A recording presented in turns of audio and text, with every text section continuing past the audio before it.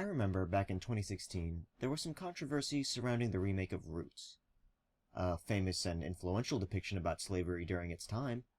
It was that very subject matter that was causing problems when it was remade for the History Channel. Specifically, the controversy was about the idea of overabundance when it came to films about slavery.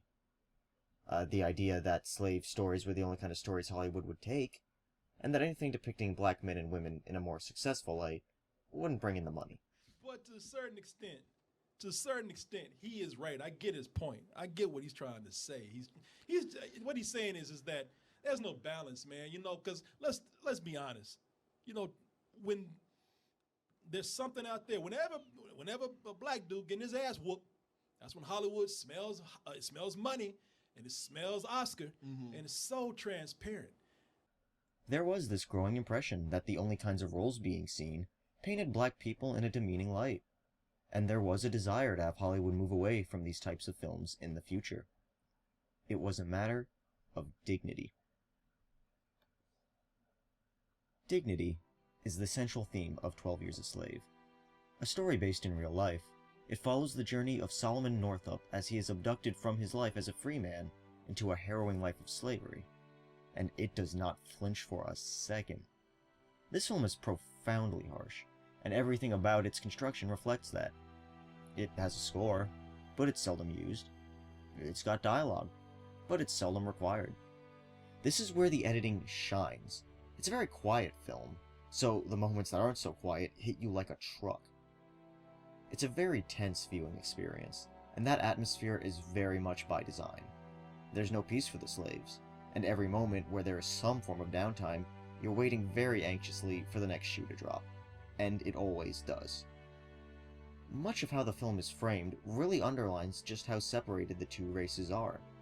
The camera treats black people as livestock as much as the characters do in many situations. Really, what this creates is a sense of isolation. Isolation from his family, his pride as a man, and isolation from freedom in a country that was built on the very concept. The film is beautifully shot, and even this feels intentional to contrast how horrifying the events of this film are. Beautiful shots of the bayou contrast with men being lynched. Wide shots of the southern expanse are contrasted with slaves working and sometimes dying in them. As a viewer, you can't really get lost in all that country. Your eyes are forced on one place. You are forced to view this experience. Throughout everything that happens, Solomon has to grapple with the conflict of maintaining his dignity as a man and survival. This is tested constantly, and often one aspect is sacrificed for the other. An intelligent slave isn't one that gets to live very long, so Solomon is forced to hide what he knows, like reading and writing. The times where he maintains this pride in his knowledge create very dangerous situations for him, and at the same time he must accept a slave name and act as property. On the inside, he never forgets who he is. He's a family man, he's a musician, and he's a man of success and ability.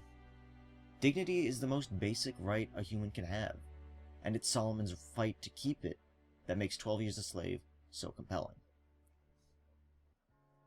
Ultimately, I see the argument being made against the amount of slave films that get released.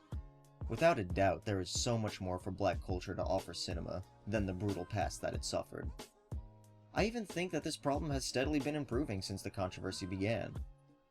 With all that said, though, there is way too much value in films like 12 Years a Slave to be ignored or moved away from.